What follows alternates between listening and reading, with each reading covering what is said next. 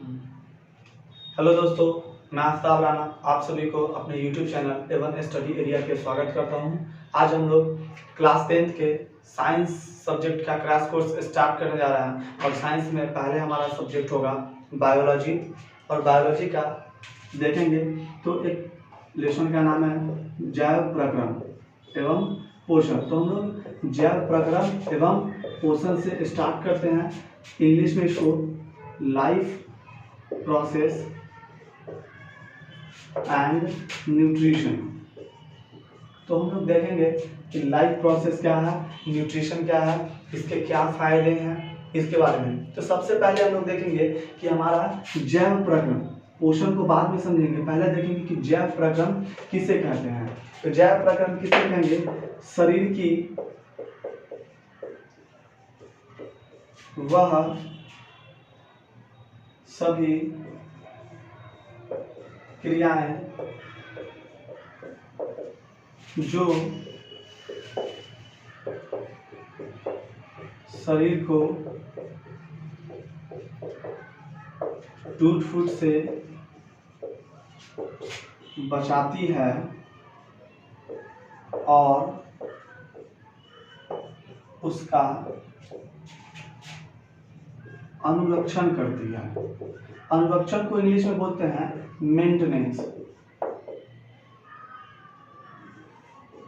Maintenance करती है, उसे हम लोग जैव प्रक्रम कहते हैं। तो जैव प्रक्रम देखें कि शरीर की वह सभी क्रियाएं जो शरीर को टूट फूट से बचाती है और उसके अलावा उसको क्या करती है, मेंटेनेंस भी करती है, यानी अनुरक्षण करती है, उसको हम लोग कहते हैं जैव प्रक्रम। इसका एक बार आप लोग स्क्रीनशॉट ले सकते हैं या आप इसको मेरे साथ लिखते भी चलिए।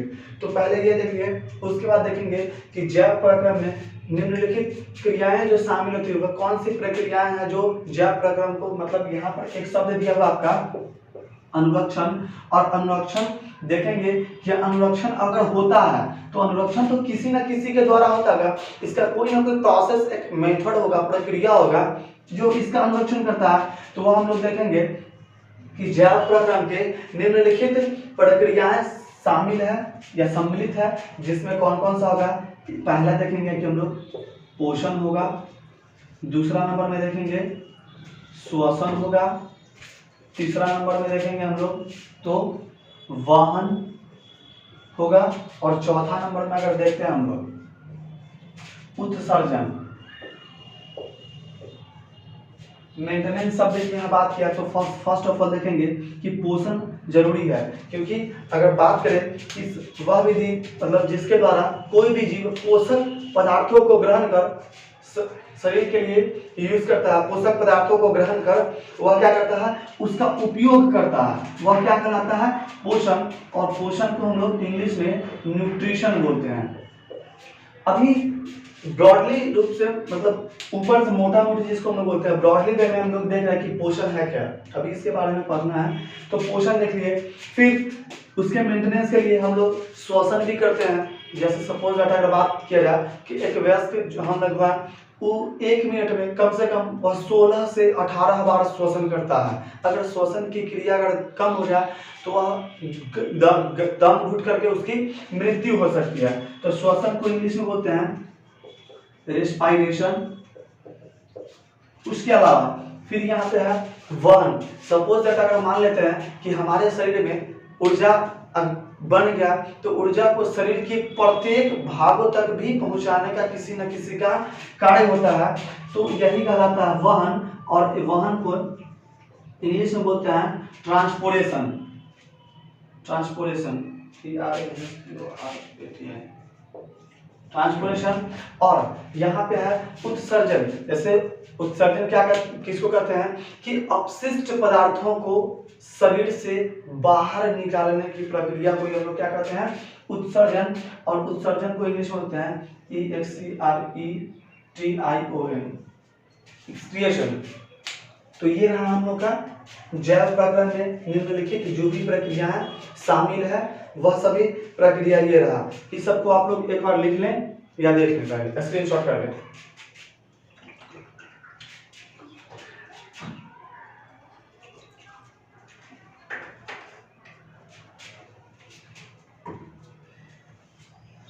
ये सब हो गया। तो फिर हम लोग इसको मिटाते हैं और नेक्स्ट में देखेंगे। जीव, सबसे पहले अगर हम लोग देखेंगे जीव अगर बात करते हैं तो अब सजीव और निर्जीव के बीच अंतर तो आप लोग खुद समझ सकते हैं कि सजीव और निर्जीव के बीच ब्रॉडली एक हम लोग देखते चलेंगे कि क्या डिफरेंट होता है। सजीव होता है वह श्वसन की क्रिया करता है, निर्जीव श्वसन की क्रिया नहीं करता है। सजीव एक स्थान से दूसरे स्थान तक गमन करते हैं, निर्जीव या गति करते हैं, निर्जीव एक स्थान से दूसरे स्थान तक गति नहीं करता। अब आप कहिएगा कि पेड़ पौधे हैं वह एक स्थान से दूसरे स्थान तक गति नहीं करता, तो क्या वह निर्जीव है? जी नहीं, पेड़ पौधे एक स्थान से दूसरे स्थान तक गति नहीं करते, परंतु वह श्वसन की क्रिया करते हैं। उनमें उत्सर्जन की क्रिया होती है, उनमें अपने जैसे संतान उत्पन्न करने की क्षमता होती है। अब जब हम लोग जनन चैप्टर पढ़ रहे होंगे तो जनन चैप्टर में हम लोग पढ़ेंगे एक जनन जो होता है वह दो प्रकार का होता है, एक लैंगिक जनन और दूसरा होता है अलैंगिक जनन। तो वहां पर विशेष हम लोग समझेंगे, तो उसमें भी जनन करने की क्षमता होती है। अब हम लोग देखेंगे कि जीवों में कौन सी गति पाई जाती है। तो जीवों में जनरली जो होती है वह आणविक गति पाई जाती है। आणविक गति पाई जाती है मतलब उसमें गति तो होती है परंतु वह दिखाई नहीं देती। जैसे अगर हम लोग बात करें वायरस की, वायरस अर्थात विषाणु, विषाणु की बात किया, पहले देख लेते हैं कि विषाणु का खोज किसने किया था। तो विषाणु का खोज इवानोवस्की, विषाणु का खोज इवानोवस्की क्या था। यहीं से थोड़ा सा एक और हम लोग ध्यान रख लेंगे, विशेष ज्यादा डीप में नहीं आना। जीवाणु का खोज किसने किया था? उनका पूरा नाम है Antony von Leeuwenhoek, Antony von Leeuwenhoek. लेकिन हम लोग शॉर्ट यही पर देख लेते हैं। एंटोनी वॉन लीवेनहॉक जीवाणु का भी खोज किए थे, माइक्रोबायोलॉजी के भी फादर हैं। और अगर बात किया जाए तो वह इसके अलावा कोशिका में ध्यान रखना है, कोशिका की खोज जो रॉबर्ट हुक 1665 में किया था वह मृत कोशिका था, जबकि जीवित कोशिका का खोज लीवेनहॉक ने 1674 में किया था। वैसे मेरा ये विषय नहीं है, मेरा टॉपिक है जीवाणु। जीवाणु को हम लोग सजीव एवं निर्जीव के बीच की कड़ी कहा जाता है। जीवाणु को हम लोग सजीव व निर्जीव के बीच की कड़ी कहते हैं। क्यों कहते हैं अब यहाँ पर ध्यान देंगे।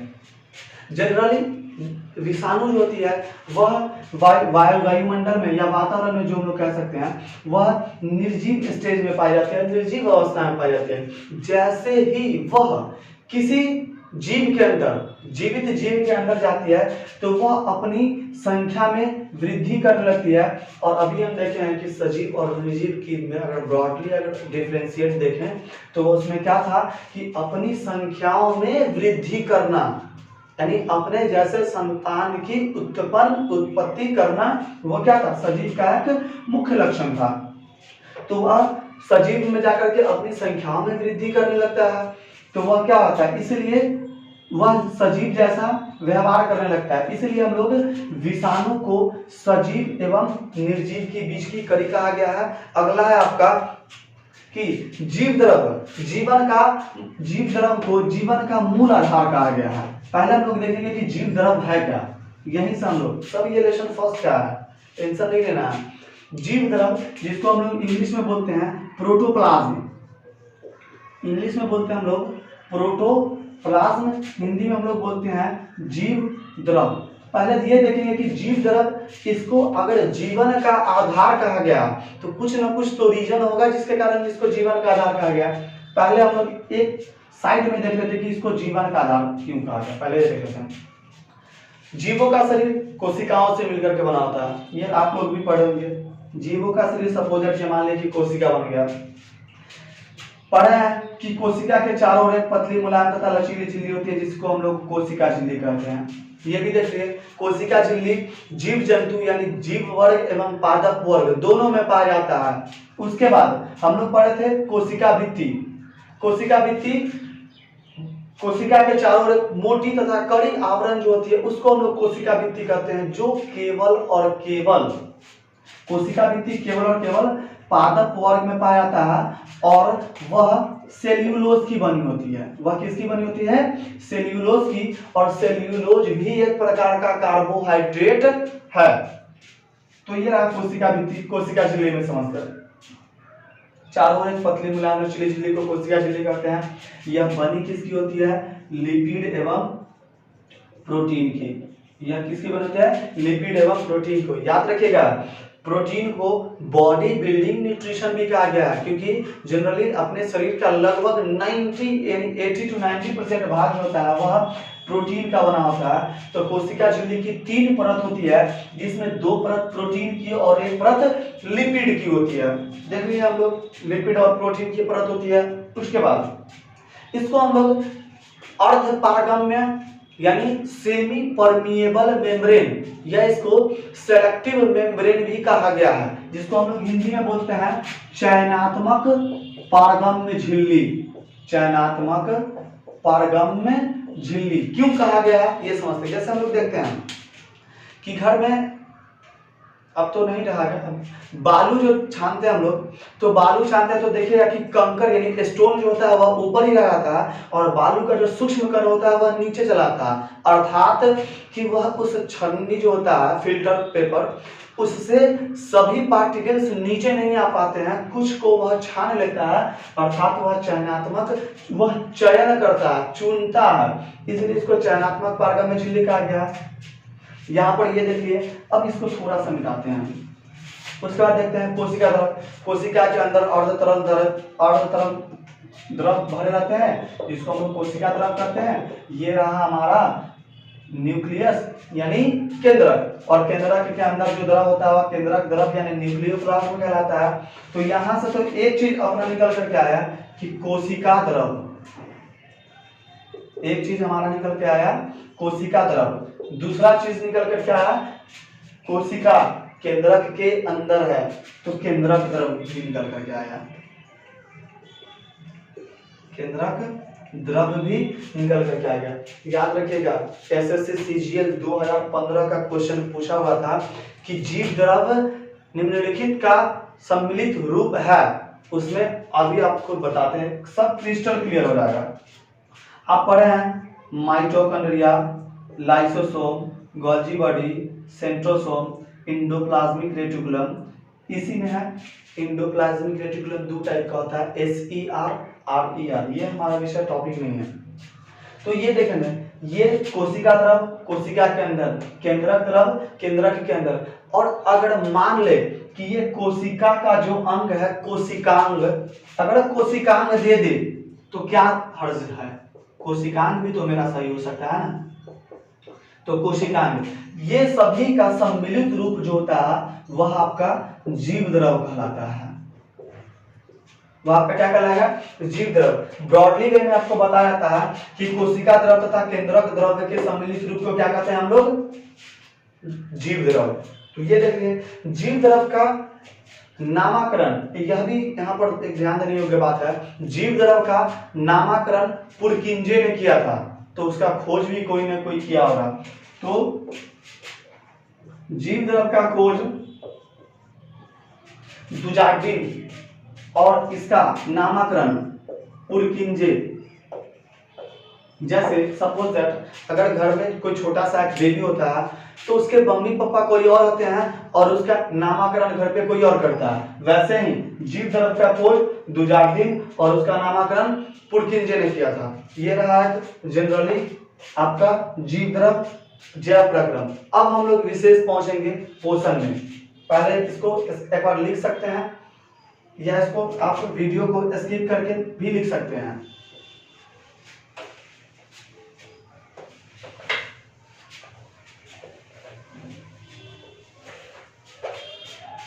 अब हम लोग पढ़ेंगे कि पोषण यानी न्यूट्रिशन, पोषण है क्या, मेन टॉपिक पे चले हम लोग। एग्जाम में यहाँ से डायरेक्ट 5 नंबर का क्वेश्चन उठा के पूछ जाता है कि पोषण किसे कहते हैं, इसके कितने भाग में विभक्त होता है, उदाहरण सहित व्याख्या करें।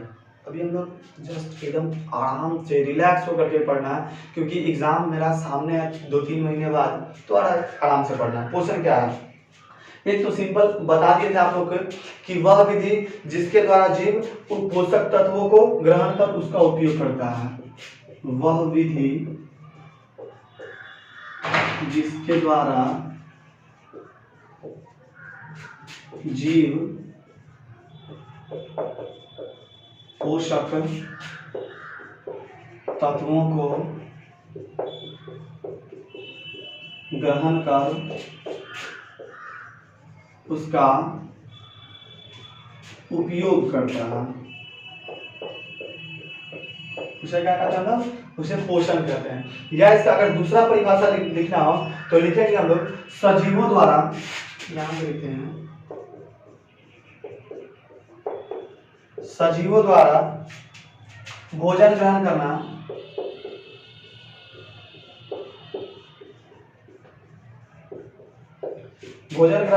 एवं जैव रासायनिक प्रक्रम द्वारा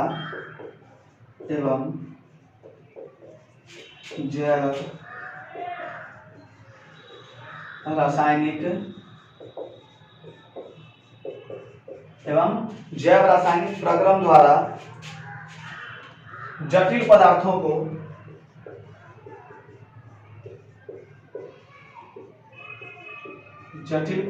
को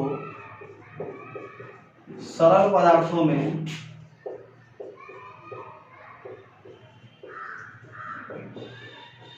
परिवर्तित कर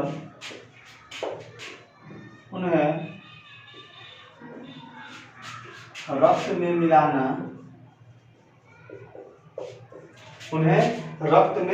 मिलाना तथा ऊर्जा प्राप्त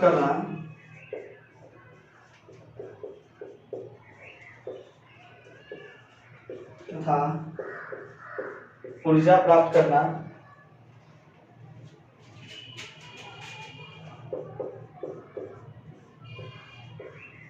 शरीर अनुरक्षण के लिए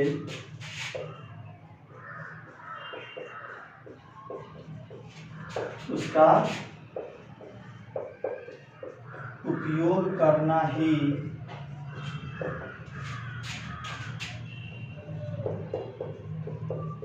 पोषण कहलाता है।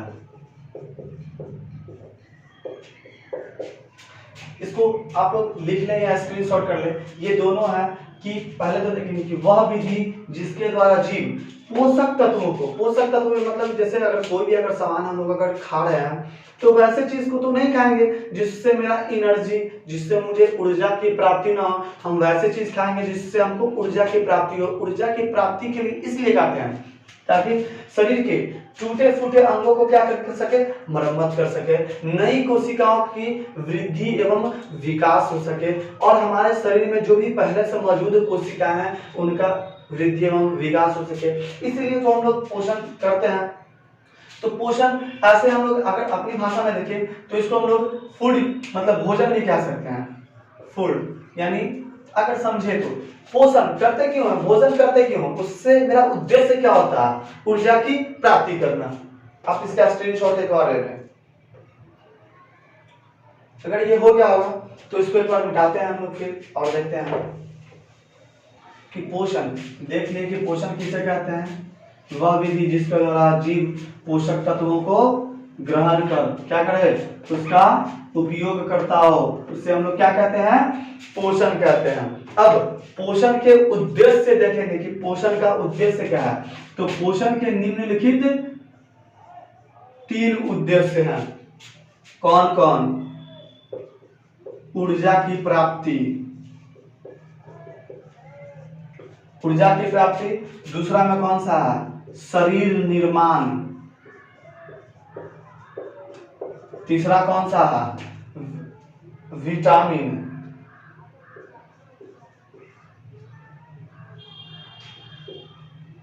तीसरा में कौन सा है यानी रोगों से रक्षा करना, देखते हैं विटामिन। अब हम लोग देखते हैं पहले क्या है ऊर्जा की प्राप्ति। जनरली हम लोग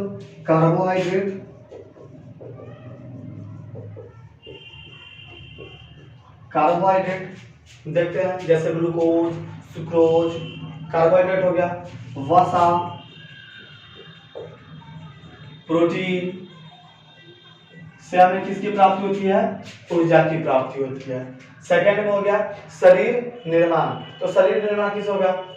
इस सब से भी हो सकता है, प्रोटीन, जल तथा बात करें खनिज लवण, मिनरल सॉल्ट, खनिज लवण हो गया। अब विटामिन को देख ले पहले। विटामिन शब्द जो है वह वाइटल एमीन से बना है। विटामिन शब्द जो है किससे बना है? Vital amine. इसका संक्षेपण ही क्या कहलाता है? विटामिन। और विटामिन का खोज किसने किया था? तो विटामिन का खोज किया था कैसमीर फंक। शॉर्ट में हम लोग कैसे कहते हैं? फंक, लेकिन इनका पूरा नाम है कैसमीर फंक। ये मेरा टॉपिक नहीं है। ऐसे देखेंगे तो विटामिन कई टाइप के, vitamin A, B, C, D, E, K, तो वो तो मेरा टॉपिक नहीं है, उसके बारे में भी कभी डिस्कस कर लेंगे। पहले देखेंगे कि विटामिन। तो विटामिन शरीर को क्या करता है? विटामिन शरीर को रोगों से रक्षा करता है। कैसे करता है? यहां पर थोड़ा सा देख लेते हैं। विटामिन के का नाम सुने होंगे आप लोग, या विटामिन कह लीजिए या विटामिन, कुछ भी कह लीजिए, कोई सुने नहीं। विटामिन अगर के की बात करें हम, तो विटामिन के का काम क्या है? जैसे आप देख रहे हैं विटामिन ब्लड क्लॉटिंग, यानी रक्त को थक्का बनाने में वो क्या होता है? सहायक होता है। जैसे सपोज दैट अगर आपका हाथ कट जाए तो यहाँ पर अगर थक्का बन जा रहा है तो वह किस विटामिन के कारण? विटामिन के कारण। इसको ध्यान रखना है। अब यहाँ पर ध्यान देंगे हम लोग कि पोषण का हम लोग पढ़ते हैं कि पोषण के मुख्य 3 उद्देश्य। इसको भी लिख लीजिएगा आप लोग। क्लास हो सकता है थोड़ा सा लंबा हो, परंतु घबराना नहीं है, क्योंकि यही आपको एग्जाम, जो आपके 3 घंटे का एग्जाम होगा, उसमें यही आपको बेनिफिट, यही आपके लिए लाभदायक होगा। क्लास में आप इस क्लास को, आप एग्जाम हॉल में इस क्लास को जरूर याद रखिएगा कम से कम।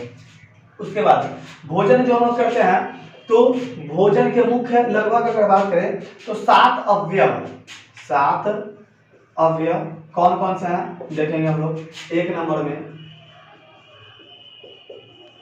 कार्बोहाइड्रेट, दूसरा नंबर में वसा, तीसरा नंबर में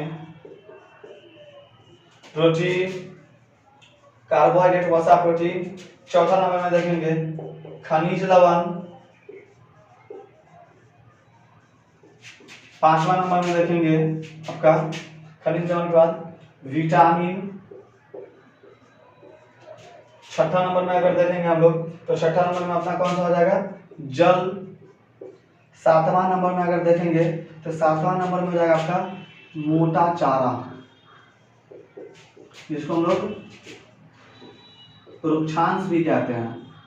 अब इसको देखेंगे हम लोग है क्या? मोटा चारा, जो आप लोग मक्का, सामा कौनी आई थिंक जो होता है, इसको हाँ मक्का होता है ना, मक्का वो सब का होता है, वो मोटा अनाज के अंतर्गत आता है वो सब। तो भोजन के देखिए कि मुख्य 7 अवयव निम्न है। इसका आप लोग एक बार स्क्रीनशॉट ले लें, या आप लिख सकते हैं। स्लोली कोशिश कीजिएगा, स्क्रीनशॉट ले लीजिएगा, तो वह आपके फोन में ही पड़ा हुआ रह जाएगा। जब अगर कॉपी पे मेंशन कर लेते हैं तो यह आपके दिमाग में भी आएगा, क्योंकि आप इसको लिख रहे हैं खुद से। समय आप पढ़ ले रहे हैं, लिख रहे हैं, और इसको जब थोड़ी एग्जाम से पहले भी आपको काम देगा और एग्जाम के बाद भी काम देगा आपको, क्योंकि अगर कंपटीशन के क्लास में अगर कहीं से क्वेश्चन उठाता है तो वो होता है 6 to 12 तक, तो आप लोग 10th का पढ़ रहे हैं। अब ये हो गया। अब देखेंगे कि पोषण निम्नलिखित 2 प्रकार के होते हैं। 1 नंबर में होता है स्वपोषण, दूसरा नंबर में होता है परपोषण। इंग्लिश में देख लें, इसको बोलते हैं ऑटो ट्रॉफिक न्यूट्रिशन, इसको बोलते हैं हेट्रो ट्रॉफिक न्यूट्रिशन। देखेंगे पहली बात कि ये दोनों ग्रीक का शब्द है, और इंग्लिश में अगर ग्रीक शब्दों की बात करें तो उसका परसेंटेज लगभग 6% का। ये हम इंग्लिश पे नहीं जा रहे हैं, जनरली देखना है। अगर इंग्लिश लैंग्वेज का स्टार्ट की अगर बात करेंगे तो उसमें देखना है कि ग्रीक 6% है, कहाँ से आया, कैसे आया, इंग्लिश का लिटरेचर का स्टार्ट कब से हुआ, इंग्लिश लैंग्वेज का स्टार्ट कब से हुआ, ये हम लोग फिर कभी जब रेस्ट टाइम रहेगा उसमें पढ़ लेंगे। देखेंगे जिसमें ऑटो का अर्थ होता है आपका सेल्फ।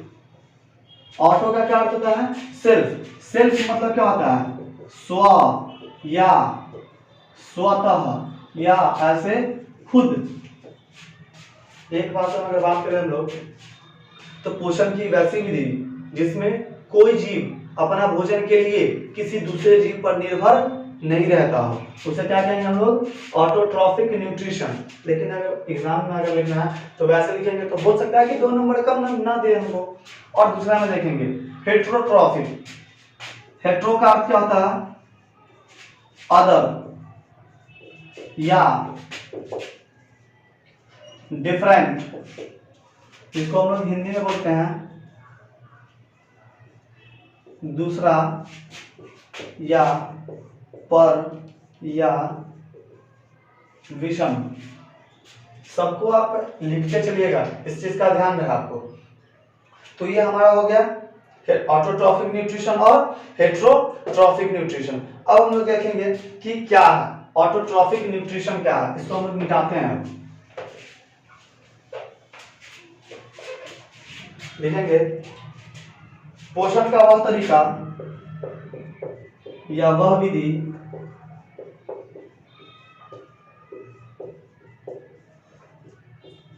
पोषण का वह तरीका जिसमें जीव अपने आसपास के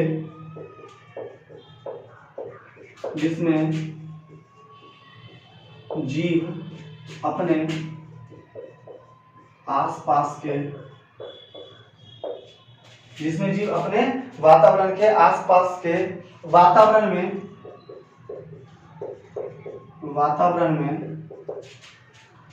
उपस्थित सरल अजैव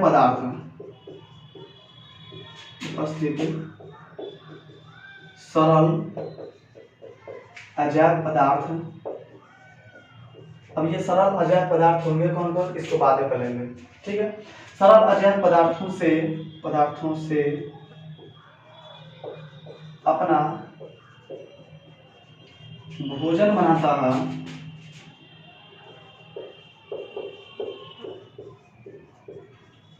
उसे स्वपोषी पोषण कहते हैं।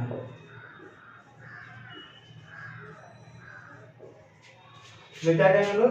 स्वपोषी पोषण कहते हैं। अब देखेंगे कि सरल अजैव पदार्थ, यहाँ पर ध्यान देने योग्य बात यह है कि यहाँ पर अजैव यानी जिसमें जीव का अंश, जैसे हम लोग जीवाश्म देखते हैं, फॉसिल्स साइंस के जनक ऐसे तो बीरबल साहनी को कहा गया भारत में, लेकिन यहाँ पर देखेंगे अ मतलब क्या होता है? नहीं, जनरली ऐसा कहीं पे लिखा हुआ नहीं है, हम लोग समझने की दृष्टि से देखते हैं। अ मतलब नहीं, यानी जिसमें जीवन नहीं हो, अजैव पदार्थ, जैसे जल CO2 H2O, सॉरी H2O तो ये जल है आपका, और ये हो जाएगा आपका सनलाइट यानी सूर्य प्रकाश। ये सब क्या है? अजैव पदार्थ है। तो अजैव पदार्थ देखिए कि पोषण का वह तरीका जिसमें जीव अपने आसपास के वातावरण में उपस्थित सरल अजैव पदार्थ से अपना क्या करता है? भोजन बनाता है, उसे हम लोग स्वपोषी पोषण कहते हैं। जैसे याद रखिएगा यहाँ पर हरे पेड़ पौधे होंगे, सभी पेड़ पौधे नहीं होंगे, उसमें हरे पेड़ पौधे का होना अति आवश्यक है। सभी हरे पेड़ पौधे, क्योंकि अगर पेड़ पौधे में की बात की जाए तो उसमें एक आता है कसकटा, लता आता है, प्लांट आता है कसकटा, जिसको हम लोग बोलते हैं अमर बेल भी पेड़ पौधा है, परंतु वह स्वपोषी नहीं है। रीजन इसका समझेंगे कि अगर शॉर्ट में देखना चाहें कि क्यों नहीं है, क्योंकि वो उसमें क्लोरोफिल नहीं पाया जाता है, सिंपल, जिसके कारण नहीं होगा। इसको आप लोग एक बार लिख लें।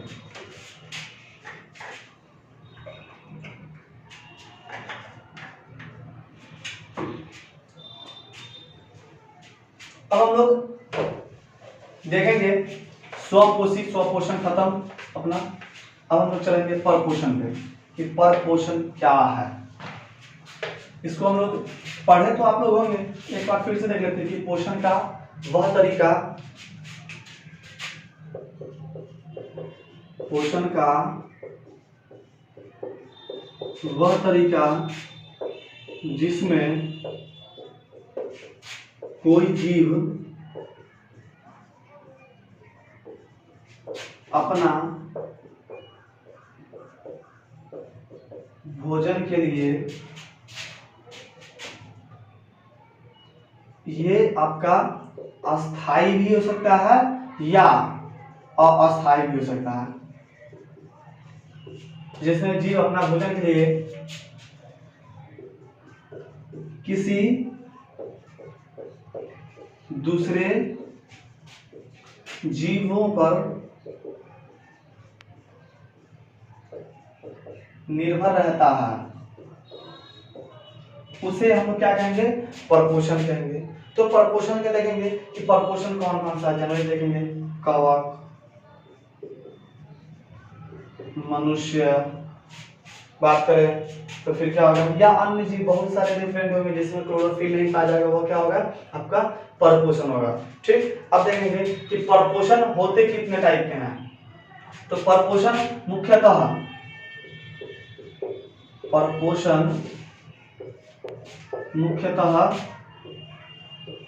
3 प्रकार के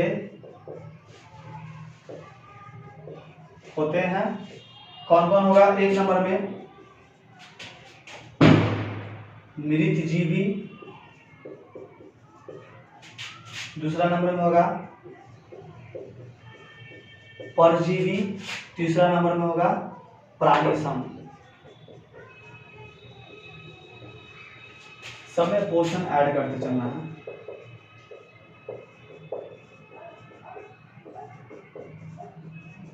ये आपका परपोषण मुख्यतः कितने टाइप का हो जाएगा, आपका परपोषण मुख्यतः 3 प्रकार के हो जाएगा।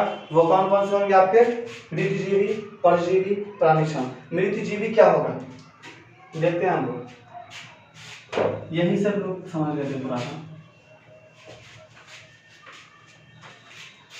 मृतजीवी में होगा कि पोषण का वह तरीका जिसमें कोई भी जीव अपना भोजन का अवशोषण सड़े गले पदार्थों से करता है, या सड़े गले एवं अकार्बनिक पदार्थों से, कार्बनिक पदार्थों से करता हो। यानी पोषण का वह तरीका जिसमें कोई भी जीव अपना भोजन सड़े गले एवं कार्बनिक पदार्थों से ग्रहण करता है, उसे हम लोग क्या कहते हैं, मृतजीवी।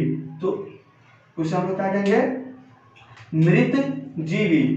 देखिएगा, मृत अर्थात मरा हुआ, तो वह किससे प्राप्त करेगा, सड़े गले पदार्थों से एवं कार्बनिक पदार्थों से,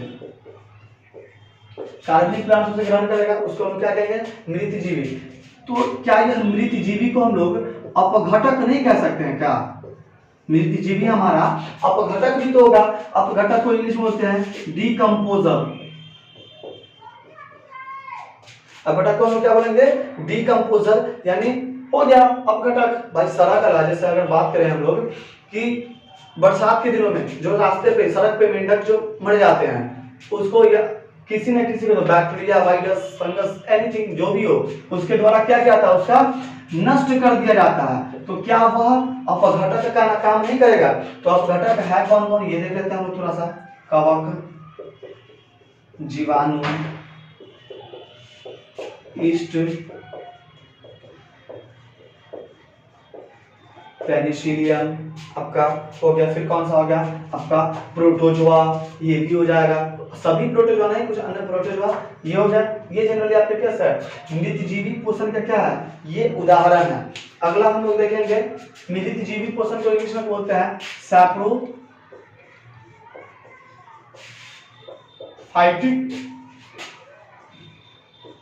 न्यूट्रिशन। किससे बना है, सैप्रोस प्लस फाइटोस। सैप्रोस प्लस किससे, फाइटोस से। सैप्रोस का अर्थ होता है टू एब्जॉर्ब, यानी क्या करना, अवशोषण करना। सक करना यानी चूसना, ग्रहण करना। फाइटोस का अर्थ होता है न्यूट्रिशन यानी भोजन पोषण। तो सैप्रोफाइटिक हो गया आपका। सेकेंड नंबर में आपका पारासाइटिक। सेकेंड नंबर में पारासाइटिक या परजीवी। परजीवी, परजीवी किसको कहेंगे? देखिए यहाँ पर कि परजीवी क्या है कि पोषण का वह विधि जिसमें कोई भी जीव अपना भोजन किसी दूसरे प्राणी के संपर्क में रहकर अस्थायी या अस्थायी रूप से क्या करे, ग्रहण करे, उसको हम लोग क्या कहेंगे? परजीवी कहेंगे। उसको हम लोग क्या कहेंगे? परजीवी। तो हम लोग देखेंगे कि परजीवी इसको इंग्लिश में बोलते हैं पारासाइटिक न्यूट्रिशन। Parasitic nutrition. यह पारा प्लस साइटोस से मिलकर के बना होता है और पारा का अर्थ होता है बिसाइड। बिसाइड यानी के बगल में, पार्श्व में, के बगल में या पार्श्व में कह सकते हैं, या पास यानी किसी दूसरे प्राणी के संपर्क में रहकर क्या करता है, उसका उससे अपना भोजन ग्रहण करता है। तो दूसरा था आपका कौन सा? साइटोस। साइटोस का अर्थ होता है न्यूट्रिशन। न्यूट्रिशन अर्थात पोषण यानी किसी दूसरे प्राणी के संपर्क में रहकर के स्थायी या अस्थायी रूप से क्या करें, भोजन ग्रहण करें, उसको हम लोग क्या कहेंगे? Parasitic nutrition. जैसे अगर बात करें कि पारासाइटिक न्यूट्रिशन में कौन कौन से आते हैं, इसके निम्नलिखित दो चरण होते हैं। इसमें निम्नलिखित दो प्रकार के जीवों की भागीदारी होती है। एक को हम लोग बोलते हैं पोषी, पोषी को इंग्लिश में बोलते हैं होस्ट। इसमें पहले बता दें कि परजीवी पोषण में दो जीवों की भागीदारी होती है। एक नंबर में आपका हो जाएगा पोषी और दूसरा नंबर में आपका हो जाएगा परजीवी। तो परजीवी यानी पारासाइट, परजीवी को इंग्लिश में बोलते हैं पारासाइट। होस्ट क्या है, पारासाइट क्या है, पहले देखेंगे कि जिस जीव से यानी पोषी जो है जिस जीव से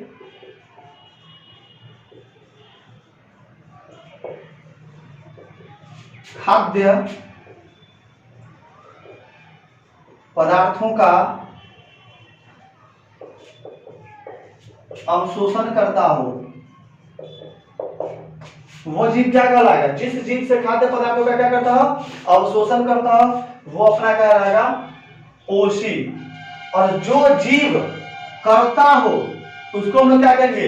परजीवी। समझने के लिए उदाहरण के रूप में हम लोग देखते हैं गाय। गाय पर जू जो बैठा रहता है, कैसा कहेंगे? लाइस इंग्लिश में बोलते हैं शायद इसको। तो गाय प्लस जू, जिसको ऐसे मतलब खटमल या कुछ भी टाइप के कह सकते हैं हम, वो भी आपका पोषी है और परजीवी है, समझेंगे।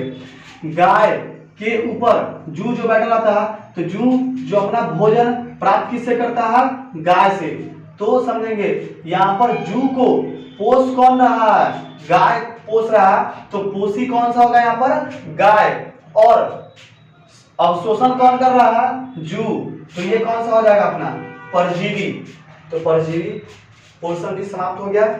इसमें एक पूछा जाता है कि जैसे कौन सा? मच्छर, मलेरिया रोग जो होता है, मलेरिया का जो प्रोटोजोआ होता है प्लाज्मोडियम, मादा एनोफिलीज मच्छर के काटने से होता है। तो इसमें देखेंगे एक मलेरिया मच्छर का प्लाज्मोडियम मनुष्य के आंत में पाए जाने वाले एक होता है पीका कृमि, दूसरा होता है गोल कृमि, एक है जू। ये सब क्या आपका उदाहरण है किसका? परजीवी पोषण का। तो परजीवी पोषण भी हमारा क्या होगा? समाप्त हो गया। एक जनरली जो आपको इससे पहले पोषण में बता दिए थे कि कसकट्टा यानी अमर बेल का जो पौधा होता है वह भी परजीवी का उदाहरण है, क्योंकि वह अपना भोजन अस्थायी या अस्थायी रूप से किसी दूसरे जीव के संपर्क में रह करके ग्रहण करता है। अगला है अपना प्राणी सम पोषण, इंग्लिश में बोलते हैं होलोजोइक न्यूट्रिशन, प्राणिसम पोषण, इंग्लिश में बोलते हैं क्या इसको, होलोजोइक न्यूट्रिशन। देखेंगे यहाँ पर होलोजोइक शब्द से मिलकर बना था। होलो का अर्थ क्या होता है, कंप्लीट, कंप्लीट यानी पूर्ण रूप से, या क्या होता है, पूरी तरह। और जोइक का अर्थ होता है एनिमल लाइक या जंतु जैसा। एनिमल लाइक या क्या जैसा, किस चीज जैसा, जंतु जैसा। तो इसका परिभाषा क्या होगा, पोषण की वह विधि जिसमें जीव अपने ऊर्जा की प्राप्ति पादप एवं प्राणी स्रोतों के प्राप्त जैव पदार्थों के अंतर्ग्रहण, पाचन एवं उत्सर्जन विधि द्वारा होता है। यानी देखिएगा हम लोग क्या कहते हैं, इसका परिभाषा लिख देते हैं कि पोषण की वह विधि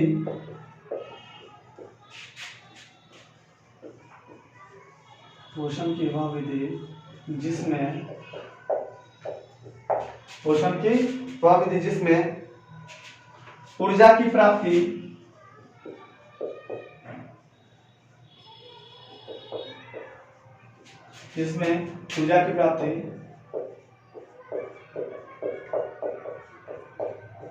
पादप स्रोतों एवं प्राणी स्रोतों से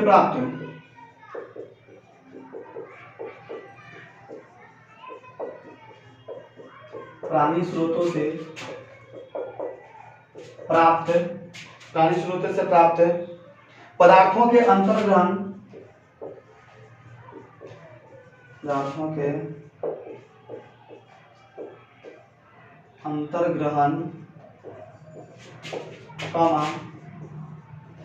पाचन एवं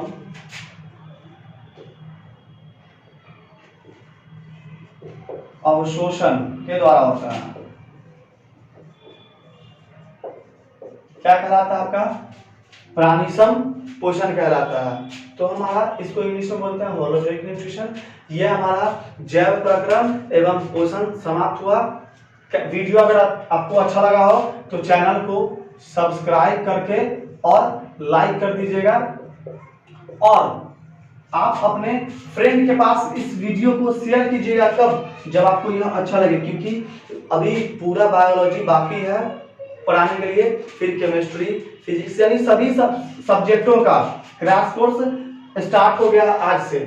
आगे हम लोग पढ़ेंगे फोटोसिंथेसिस यानी प्रकाश संश्लेषण, अमीबा में पोषण, आहार नाल, पाचन तंत्र, ये सब विशेष पढ़ना है।